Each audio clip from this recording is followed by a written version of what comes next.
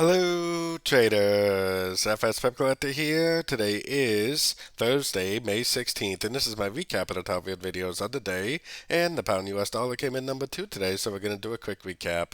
If you'd like to see my full top-down analysis on the pound dollar from this morning, make sure you check out the video linked at the end of this video over here. So the pound really went just as expected. It definitely made a nice little 5 ways down. I think it's very, very likely to be a wave A. I think this move up is very likely to be a correction to this wave A, which could possibly come all the way back up to the highs. More than likely it will make a lower high, wave B. Then I think it's going to most likely go down to at least the 50 or the 61%. And there's a lot of little rally-based rally areas right in here. So I think that is a pretty likely area for this to return to, making an ABC correction. If we get a nice impulsive move up after 3 ways down, nice break of structure, that's exactly what I would be looking for my next entry to go long for the continuation of this uptrend.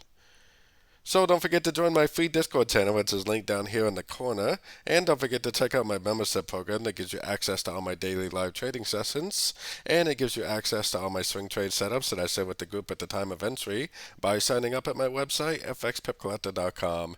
As always, thank you and happy trading.